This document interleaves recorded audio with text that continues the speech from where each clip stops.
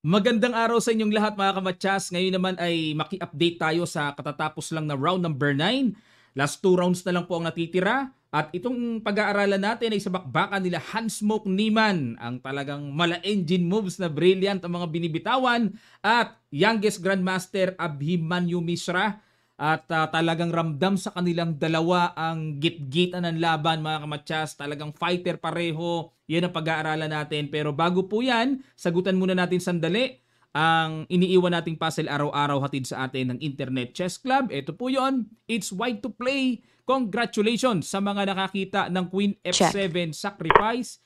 Kakapturin ng Knight Persado, lulundag ang isang kabayo at mamamate kambing. Napakaganda po. Hindi pwedeng matouch ang dark square sa E7 kasi po may bishop na nakaabang. Ayun.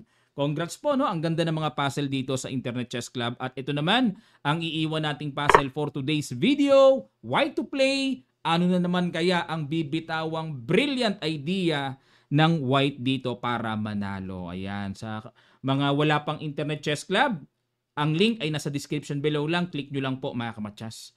Okay, bakbakan ito. Ramdam sa kanila na pareho silang gigil. Nag-E4. Nag-D4 si Niemann at nag-Knight F6 si Mishra.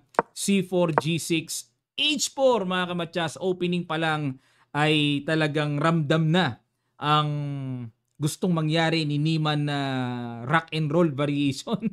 Mag-H5 yan, no? Pagka ganyan, mag-sacrifice para maka-atake agad sa king side. Gigil eh, oh.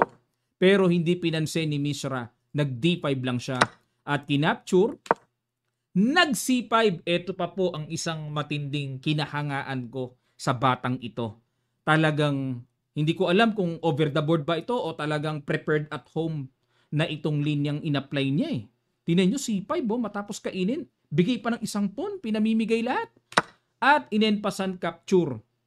Ayan. Pero teka muna mga kamatsas, no, para pagliliwanag lang po.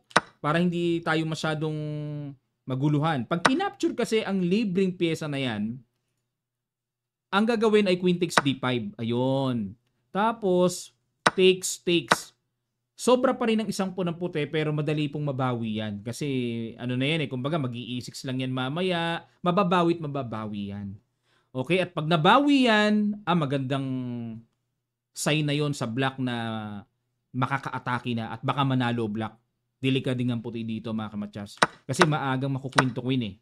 Ayan, kaya dito, hindi pinansin ni Niemann yan at ang ginawa niya, inenpasan capture niya. Lamang pa rin siyang isang pawn, knight f3 at nag-bishop g7. Biruin nyo, lamang ng isang pawn kagad, maagang-maaga ang puti. Pero pakiramdam ko, preparado rito si youngest GM. At maagang novelty kagad eh, kasi actually, e3 ang tira dito eh, oh, para suportahan. Ang pinang-suporta ni Niemann, di sa madaling sabi, ang aga ng kapaan. Bihira tong opening na to. Biruin mo, palamangin ng isang pawn ng puti. Bihira yan. Nag-E3 para talagang secure na secure. Kasi ang konterya dito ng black na nakikita ko, ang pag-iinitan dyan yung D4 eh. Yan ang pag-iinitan. Bishop F5. Ayan na nga po, magda-knight B4. May mga gulo-gulo. Nag-bishop D2 para kung mag-knight B4 man, mag-rook C1 para walang knight C2. A6, rook C1, rook C8 at nag-bishop E2. Kumbaga, inuna muna ni Niemann yung pangsangga sa gagawing likot-likot ng black bago niya inintindi na makapag-castling siya. Nag-rook E8, knight G5. Yan ang medyo kakaiba. Bakit nag-knight G5? Paano kung habulin lang ng pawn? H6. Paano kung ganunin lang? Ano? Nag-E5 pero hindi pinansin ni Mishra. Nag-E5. Grabe, kakaiba talaga. Nalalaliman ako mga kamatsas. Kakaiba talaga. Ibang klase, parang laro ng computer pareho, no? Ibang-iba. Bakit hindi in H6? Parang tipong, may ganon, may counter na ganon. Biruin nyo yan, no? Napakalalim talaga. O, magka-counteran sa ganon at halimbawa umatras, Bishop D7. Abay! Ha? Talaga? Pag kinapture yan, may G5. Nako. Hindi ko na po palalawakin, etc. Pero tignan nyo po ang diagnosis ng evaluation bar. Pasok na pasok. Lamang ang puti. Grabe, lalim talaga. Sobrang lalim. O kaya pala hindi ginanon? E5 lang ang ginawa ni Mishra. Good move. Strike kagad sa sentro para yung activities mag-pump kagad. At nag-G4. Ayan na nga po. At Bishop D7. Nag-D5. Atake sa Knight. Ow! Ow! Woo! Woohoo! Sabi ni Magnus nung siya ay na-blunder sa Grandmaster, di ba? Natalo siya. Oh, that's naughty. Di ba? Gumanon siya. Hot daw, hot. Grabe yung Knight D4, oh. Nag-F3 para depensahan. Pero tingnan muna natin mga kamatyas para klaro. Pag kinapture kasi yan, capture, di diretsong Knight. O di iligtas natin yung Knight para masabing lamang ng isang pawn. Kakapturein yan. At kapag nag-bishop takes, may bishop to b5. Saka hahabulin para bawiin ang isang pyesa na yan. Wala na. Tapos na puti dito. Kasi tinan nyo, pagpalagay nyo mag-castling, grabe yung mga pawns. Wala, expose yan. Talo ang puti. Grabe pag kinain pala yung Knight D4. Grabe yung kapaan dito. Over the board na kinakapa, no? Hirap makita. F3. Pinatibay lang ni Niemann yung G4. Just in case na ma-exchange yung bishop niya, yung G4 ay secure na hindi basta-basta mababagsak. Capture. Nag-H6 na and nag-Knight E4. At Knight takes E4, Knight takes E4. Nag-Rook C1, Bishop C1. Queen A5 check. Grabe. Queen D2 and then Queen takes A2. So matotal, bilangan tayo ng pawns 6. Oh, yan. Tag-6. Nabawi na dito ni Mishra. Yung isang pawn, bishop pair pa. Oh, ayan. Pero kahit paano ito medyo barado pa yung bishop sa G7, G5. Ayan. Okay lang pong bigyan ng bishop pair ang kalaban pero make it sure yung isang tubo na dinaraanan ng diagonal kahit paano baldado pa. Kaya okay lang yan. Nag-B4, naghamon ng queen to queen, Queen A4. Ayaw ni Mishra. So itong Queen A4 po para kontrolin ang C2 square at may papagapang na Rook C8 papasok, mga gulo-gulo na po pwedeng makreate na atake. Bishop B2 at nag-B6 lang para secure na walang Knight C5. May pan-double pa eh. Nag-castling na, syempre, kailangan ng i-safety yung king. Bishop F5, intention ay kakapturin. Nag-Rook A1, neutralize muna. And nag-Queen B3. Pumasok para may mga kalik-kalikot. Knight F2. Okay, umiwas muna. At nag-Bishop D7. Grabe lalim. Pinapakain yung pawn A6. Oh. Lalim oh. Pero nag-Rook C1. Bakit po? Ano mayroon sa likod ng libreng po na yan? May Queen C4. Aray ko. Ayun. Pag nakuha itong pawn H4, ay nako. Expose. Babagsak pa yung pawn G5. Yun ang mga grabing laban nila mga kamatsas. Wide talaga na masasabi. So balik tayo. Nag-Rook C1 kaya pala nakita ni lakas din makaamoy ni Niemann. Ano? Hindi rin basta maisahan eh. Nag-Rook D8. O ayan naman ang threat. Oh, gaganon, Bishop E6 para pabagsakin yung D-pawn. Nag-King G2 muna at nag-A5. Okay, para makapag-produce na rin ng pass pawn. Capture. Queen takes. Oo nga no. Oo nga, bitin pa pala yung tore. Hindi pa makakapture dito. At nag-Rook B8. Bishop C3. Rook C8. Pin. Nag-E4. At dito, kung magbibilangan na naman tayo ng pawns, abay, nakasungkit na naman ng isang pawn na advantage si Niemann. So, naghahabol na naman dito si Mishra. Nag-Bishop F8. Okay, para naman pagganahin ang isa pang espada ng dark square. Okay, nag-Bishop dito, palit. Tinanggap na Bishop to B5 para ito po ang kuntirya. Aatakihin yung pawn F3. Nag-Bishop D2, Bishop E2, Queen C3. Siyempre naman, kailangan pong sanggain. Asap yan. At nag-Queen to B1. Nako, susundot ng mga sundot-sundot. Bishop C1 para hindi muna makasundot dyan. Nag-Bishop D6. At dito nag-Queen to B2. Ayan, kumbaga parang ano na, saan ka pupunta? Obligado na po.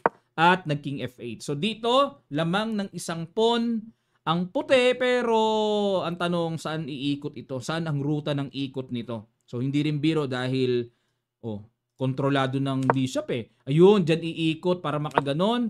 Bishop D1, Knight G3, King E7. So kahit lamang po ng isang pawn dito ang puti, hindi easy ang endgame na to mga kamatyas. Knight F1, hanap ng iikutan. Bishop E2, Bishop C3, Ayun, kinapture na.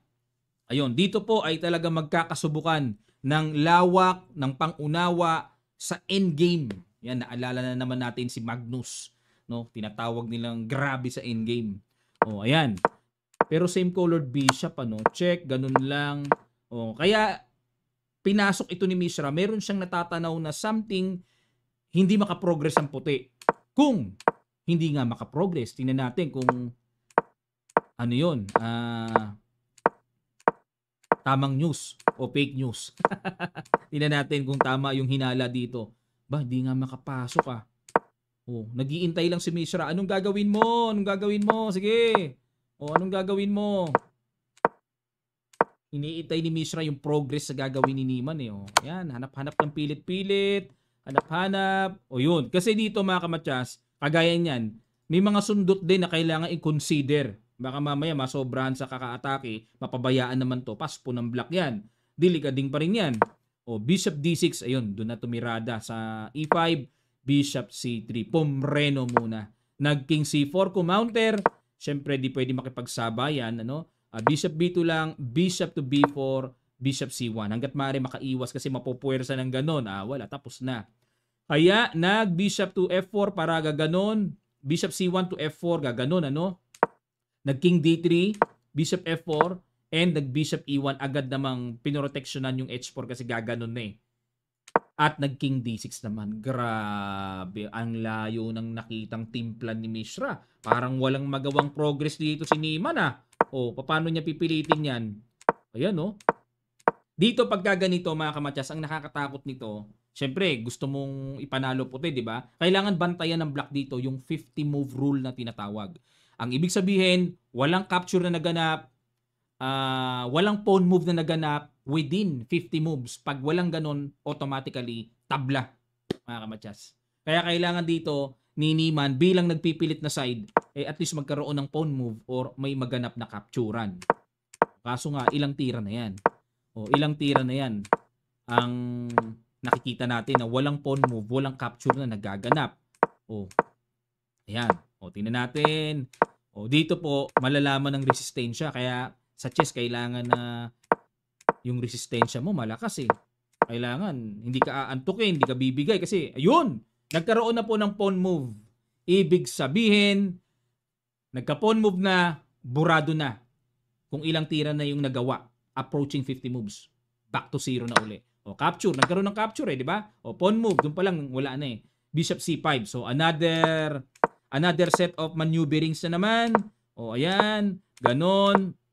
Hanap-hanap ulit. Kasi kung ipupush ito, mga kamatyas, walang mahihita.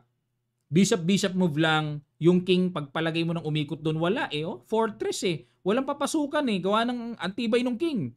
Samantalang pag naka E5, E6, wala pa rin eh. May po naman. Kaya hindi pa maitulak-tulak ni Niman kasi walang saysay sa madaling sabi. Kaya naghahanap siya ng perfect timing. Naghahanap siya ng perfect timing. Papaano ba ang gagawin?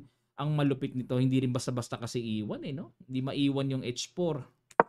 O, yan, no? O, naghahanap siya ng perfect timing.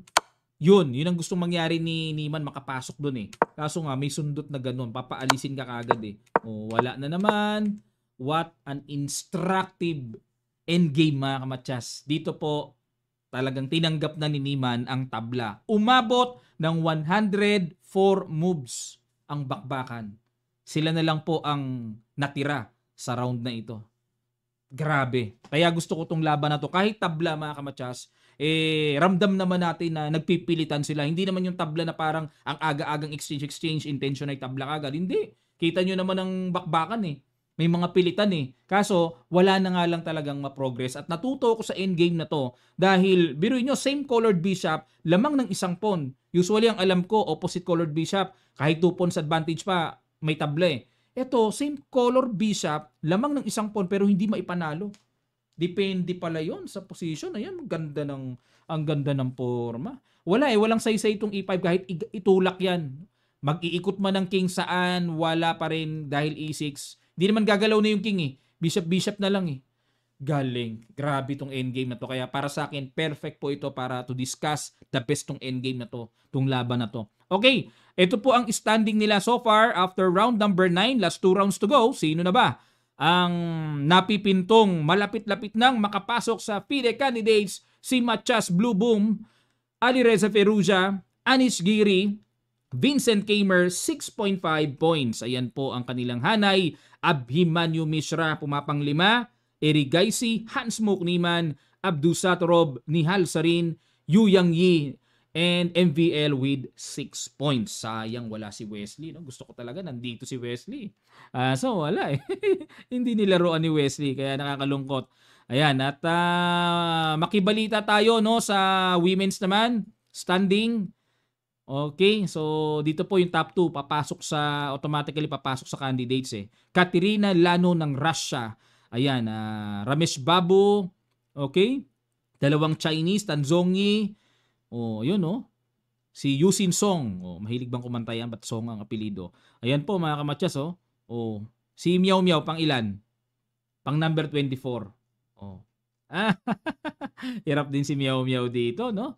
So yan po ang mga ganap dito sa katatapos lang na round number 9. Abangan naman natin ang round number 10 at ang expect natin na maglalaban. Expected, Ferrugia versus Anish Giri na Vincent Kamer versus Matias Blue Boom, Yu Yang Yi, Erigaisi, Nihal Sarin, and Abdu Satorov. Okay, so abangan po natin ang magiging resulta. Maraming salamat po mga kamatyas at magkita-kita pa tayo sa mga susunod pang chess updates.